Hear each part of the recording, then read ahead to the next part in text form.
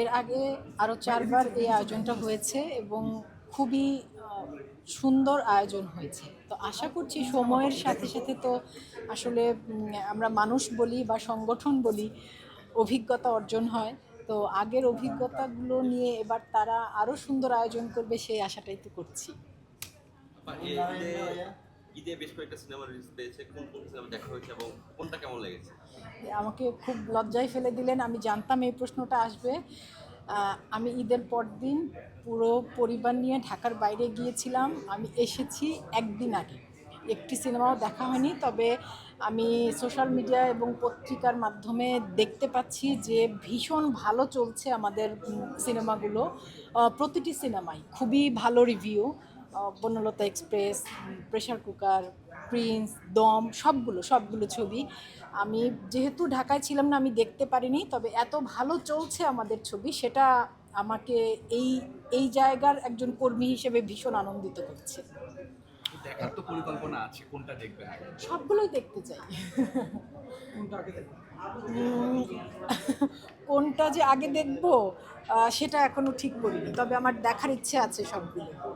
আপু, পহেলা বৈশাখে মেবি আপনার পাপ কাহিনী 2 যেটা আছে সেটা রিলিজ পেতে যাচ্ছে, কিরকম আশা করছেন? এবং পাপ কাহিনী 1 আপনাকে যেরকম দেখে গেছে বা শাহরিয়ার নাজিম জয় ভাইকে যেরকম ভাবে দর্শক পেয়েছে, তার থেকে একটু ভিন্নভাবে এবার পাবে কিনা, বা সবারই আশা ছিল যে 2 কবে আসবে?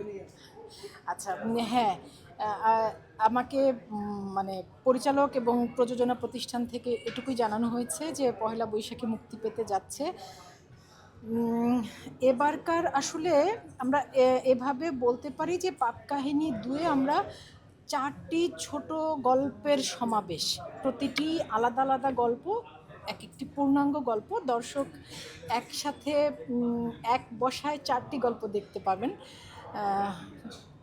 মানে পরিচালক হিসেবে জয় ভাই আমার পছন্দের এবং নির্ভর করার মতো পরিচালক। সহকর্মী হিসেবেও, সহশিল্পী হিসেবেও তিনি দারুণ। আশা করছি দর্শকদেরকে শাহরিয়ার নাজিম জয় হতাশ করবেন না। তবে যে কোনো কাজই আসলে মুক্তির আগেই অনেক কিছু বলার চাইতে কাজটা যখন দর্শকদের কাছে পৌঁছায় তারপর যদি দর্শকরা তাদের ভালো লাগা, গ্রহণযোগ্যতা তৈরি হয়, তখন বলতে একটু আরাম হয়। সেটুকু সময় একটু অপেক্ষা করি। আপু, যদি বলতে চাই যে পাপ কাহিনী 1-এর পরে মানুষের ভিতরে আসলে এটা দেখার পরে যতটুকু যে অনুশোচনা বোধ জন্মেছিল যে অপরাধ করলে তার শাস্তি হবে, বা প্রতারণার যে একটা সাসপেন্স লুকিয়েছিল, যে যেটা শেষ পর্যন্ত রিভিল করা হয়নি, কিন্তু সেই বিষয়টা কি এবার খুঁজে পাবে কিনা, বা এটার মাধ্যমে আরও একটু সামনে এগিয়ে যাবে কিনা, 3 আসার সম্ভাবনা রয়েছে কিনা? এই যে ৩ আসবে কিনা এটা পরিচালক এবং প্রযোজনা প্রতিষ্ঠান বলতে পারবে। আমি শুধুমাত্র অভিনয় কর্মী। আমাকে যদি জানানো হয় তখন আমি জানতে পারবো।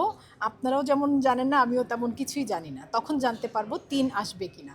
এটা গেল একটা উত্তর। আরেকটা উত্তর হচ্ছে যে আমি এর আগেও একদিন কথা প্রসঙ্গে বলছিলাম যে আমরা আসলে মানুষ সমাজে বসবাস করি। আমাদের জীবনে সমাজে এমন অনেক ঘটনা ঘটে যে ঘটনাগুলো ঠিক, আমরা কাঙ্ক্ষিত। আবার এমন অনেক ঘটনা ঘটে যে ঘটনাগুলো ঠিক নয়, কাঙ্ক্ষিত নয়, অনাকাঙ্ক্ষিত। তো পরিচালক পাপ কাহিনী বলতে আসলে আমাদের জীবনের ভুল এবং অনাকাঙ্ক্ষিত ঘটনাগুলোকেই তিনি তার গল্পের মূল উপজীব্য করতে চেয়েছেন। আমার কাছে এই আইডিয়াটা দারুণ লেগেছে। হ্যাঁ, আর অভিনয় কর্মী হিসেবে যে চরিত্রে তিনি আমাকে ভেবেছেন সেই চরিত্র ভালো লেগেছে। আর বাকিটুকু এখনও যে অপেক্ষা করি, দেখি। আপু, এই যে গল্পটার বিষয়ে আসলে যে মেসেজটা ছিল, আমরা কিন্তু দেখি যে সেই একইভাবে কিন্তু অনেক সংসার ভেঙে যাচ্ছে, আবার অনেকে সুইসাইডও করছে। এই যে বিবাহ বহির্ভূত সম্পর্ক যেটাকে বলে, আসলে একজন ব্যক্তি মানুষ হিসেবে কতটুকু নিচু মন মানসিকতা হলে এরকম একটা সম্পর্কে মানুষ জড়াতে পারে, আপনি একজন ব্যক্তি হিসেবে কি মনে করেন? ব্যক্তি মানুষ হিসেবে আমি একটা কথা আহ, বলি এবং এটা আমি জীবনে চর্চা করি যে আমার জীবন চলার মূল মন্ত্র হচ্ছে আমি যাতে কারো ক্ষতির কারণ না হই।